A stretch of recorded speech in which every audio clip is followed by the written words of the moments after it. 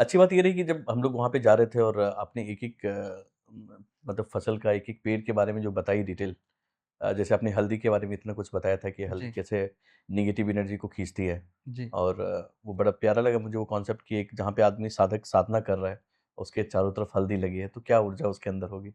जी। ऐसा ही काफ़ी कुछ पेड़ के बारे में आपने बताया मतलब ये कहीं से आपने पढ़ाई की या फिर ये स्वतः आते रहा?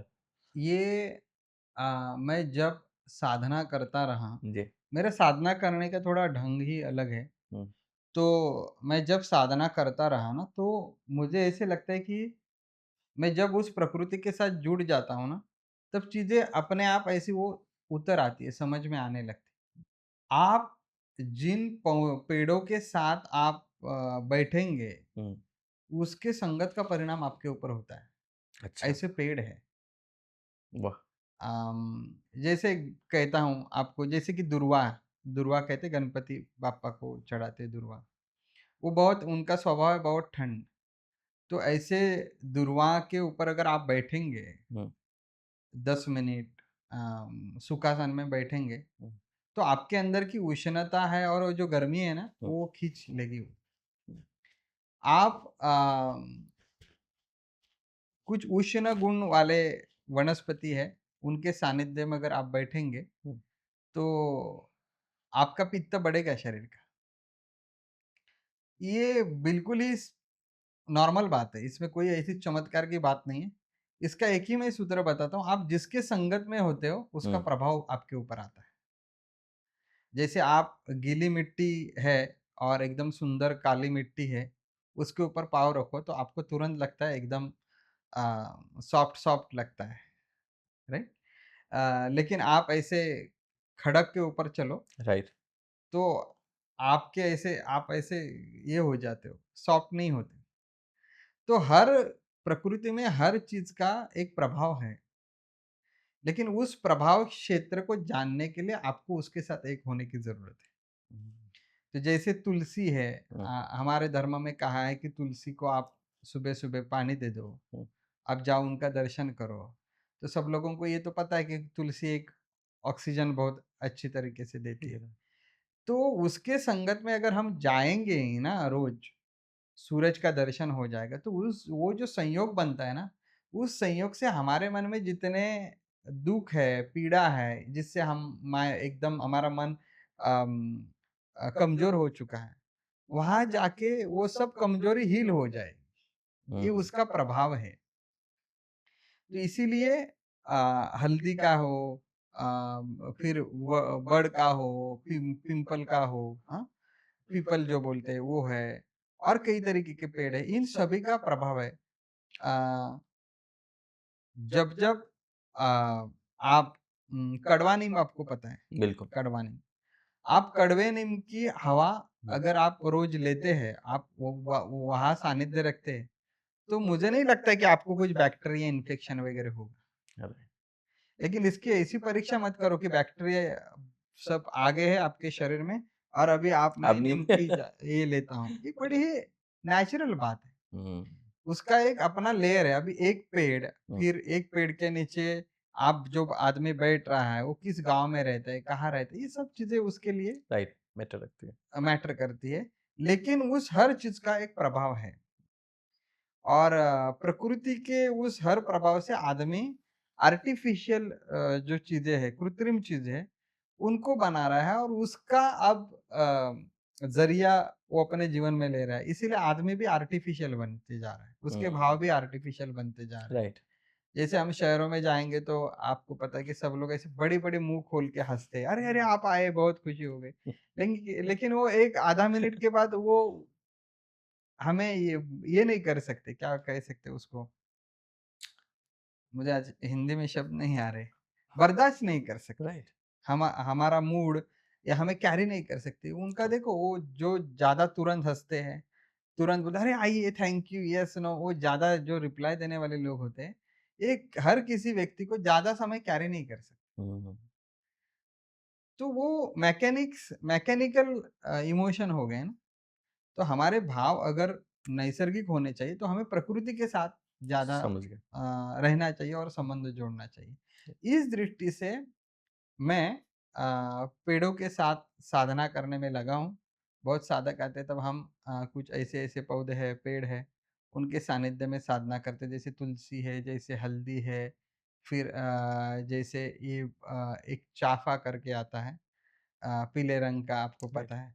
ऐसे सुगंधित जो ये है फूल है, हुँ, जैसे आप चाफ़ा के सानिध्य में रहेंगे जिसका स्मेल आता है, इसके सानिध्य में आप एक 4 दिन, 5 दिन, 7 दिन, एक आधा घंटा बैठो हुँ, और उसको फूल होनी चाहिए, फ्लावरिंग होनी चाहिए, वो भी नेचुरल होना चाहिए। वो भी कैसे एक क्या बोलते हैं ना वो इसमें पॉट में वगैरह बनाओगे तो वो मज़ा नहीं, वो ज़मीन में उसके रूट जाने चाहिए, वो नैसर्गिक एनवायरनमेंट चाहिए।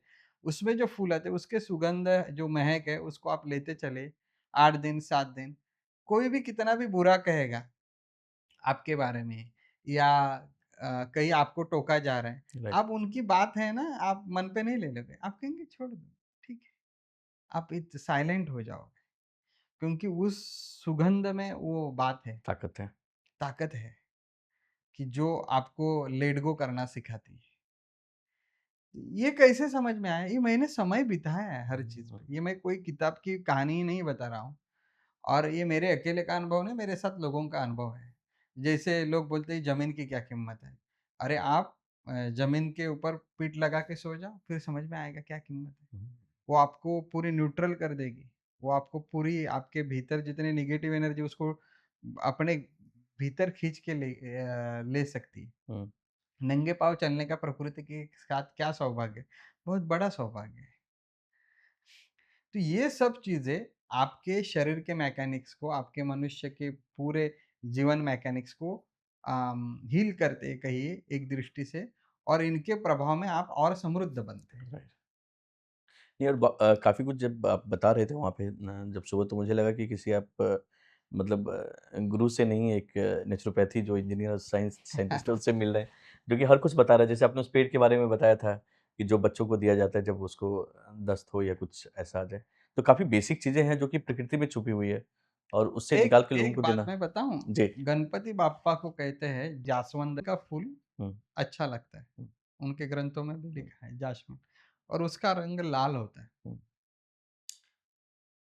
आप कहीं से भी बहुत गलत लोगों के संगत में रहे हो हुँ, और आप कह रहे हो कि वो जास्वंद का प्रभाव मेरे ऊपर आना चाहिए, नहीं आ सकता, उसको समय लगेगा। आप हुँ, कितने म हुँ, आपके ऊपर कितना कचरा और मैला चढ़ा है ना, उससे नीचे आने के लिए जैसे कोई अभी शास्त्रीय संगीत सुंदर नहीं है? बहुत सुंदर है ना सुंदर है। शास्त्रीय संगीत। लेकिन लोगों को तो ये हिप हॉप डांस अच्छा लगता है, हिप हॉप संगीत अच्छा लगता है, क्यों? उनके कानों की और वो हृदय की जो कला है संगीत की, वो उतनी डेवलप ही नहीं हुई, ऊपर-ऊपर डेवलप हुई। इसीलिए ढूँग-ढांग-ढांग, डिंग-डिंग-डिंग वो बहुत अच्छा लगता है। लेकिन संगीत सुनने में अगर आपकी हृदय की क्षमता बढ़े, वो हुँ, सुंदरता डेवलप हो जाए, राइट। तो आप कहेंगे कि ये ढिंग-डोंग का ही क्या संगीत है, उससे अच्छा शास्त्रीय संगीत से अच्छा संगीत ही अच्छा ही नहीं नहीं। है। वो शास्त्रीय है आखिर। लेकिन उसके लिए वो उसको समझने की क्षमता आपके राइट, अंदर राइट। नहीं डेवलप हुई है। आपने उसको ज़ोर नहीं दिया, वो ज़ोर दे दो। वैसे ही गणपति बाप्पा को जो लाल रंग का फूल अच्छा लगता है कहते हैं और हम उस उनको प्रदान करते हैं, अर्पित करते हैं। वो लाल फूल को जब आप रोज़ अर्पित करेंगे, तो लाल रंग ही शक्ति का प्रतीक है। हुँ, वो शक्ति आपके भीतर जागृत हो जाएगी, तो आपका भय कम हो जाएगा। अच्छा। तो ये परंपरा ऐसी आई है, ये पद्धति आए है कि ये लाल रंग का फूल ही उसको समर्पित भगवान करो को देना आप, चाहिए। उनका दर्शन कर लो। लोगों के लिए अब ये क्या हो गया है कि एक एक्टिविटी हो गई। हाँ, बाप्पा आए, हम देखते हैं आजकल हाँ, हाँ, सोशल मीडिया बिल्कुल। पे किसी के घर पे फैशन बाप्पा में। आए, हाँ, तो आए फ़ोटो खींचे, ये खींचे, अरे यार तालियाँ बजाई। उसके अंदर जो हीलिंग का जो मर्म था, वो राइट, लोग खो चुके हैं। वो भाव ही नहीं है अब लोगों के बीच में। तो आप रोज़ गणपति बाप्पा को वो लाल जास्वंद का फूल जिसको हम जास्वंद कहते हैं राइट, महाराष्ट्र में, वो जास्वंद का फूल समर्पित करेंगे, नमन करेंगे, तो धीरे-धीरे आपके भीतर वो शक्ति का भाव जागृत होगा। अब ये रंग किसमें है? वो जास्वंद में है। हुँ, तो वो प्रभाव लाता है ना।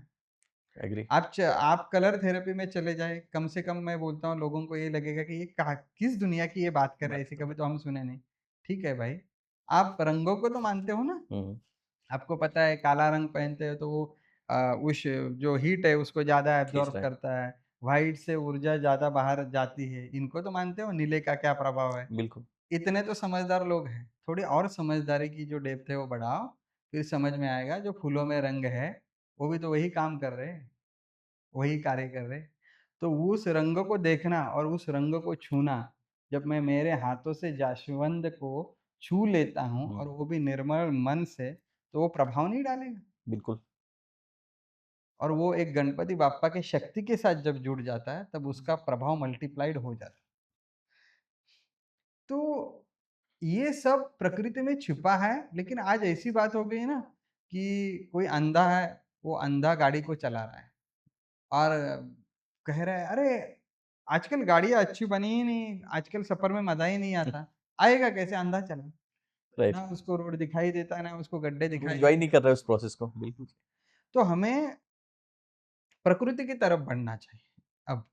अब बाहरी विकास बहुत हो गया, नहीं तो हम ना अपने जीवन में बहुत चीज़ें खो देंगे, ट्रू, जो इतनी सुंदर है। ये गैजेट-वैजेट तो कुछ नहीं, 2 महीने के बाद अपडेट करने पड़ते हैं इनको, ये तुरंत पुराने हो जाते हैं। सही ये बात है। प्रकृति तो इतनी अनंत काल से है और वो उसके अंदर जितने जाओगे आप, वो कम ही कम है, वो और बेनिफिट देगी।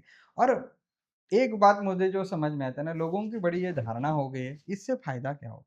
उससे फ़ायदा क्या? अरे फ़ायदा ही फ़ायदा है, तुम्हें जन्म मिला है, फ़ायदा ही फ़ायदा है, हुँ, हर चीज़ से।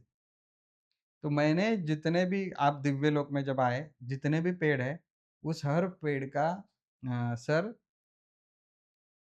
एक बेनिफिट है ही। बहुत इन सभी का जो पृथ्वी के ऊपर जो भी कुछ है, जो-जो चीज़ें, चाहे वो नेगेटिव भी है और चाहे वो पॉज़िटिव भी, वो सब चीज़ें हैं, ये मनुष्य का अस्तित्व रहने के लिए इन सब का योगदान है। और हम सही। सिर्फ़ योगदान बैंक वालों का ही मान रहे हैं, यही बुरी हालत है। और अब जाने दो, बाकी चीज़ों का नाम नहीं लेता कि बैंक है तो हम सुखी हैं, ऐसे हमें लगता है। बैंक आप ज़िंदा रहेंगे तो ब 100 बैंक तैयार कर सकते हैं, ट्रू, लेकिन ये प्रकृति की अगर संपत्ति चली गई, तो फिर कठिन है। ट्रू। और बहुत अच्छी लाइन आपने एक बीच में बोली और मैं इसपे सोच रहा था कि गैजेट्स अपडेट हो जाते हैं, प्रकृति तो हाँ, हज़ारों साल से सेम मिल रही है आपको, जी, वो अपडेट नहीं हो रही है और उसी वर्ज़न को आप एक्सेप्ट करते हैं, सेम वर्ज़न जिसमें आपके पूर्वज, आपके पुरखे रहे होंगे, सेम फल मिल रहा है, सेम फ्रूट मिल रहा है, उसमें उसको अपडेट की ज़रूरत नहीं है, जी, वो हमेशा ही अपडेटेड है। जी।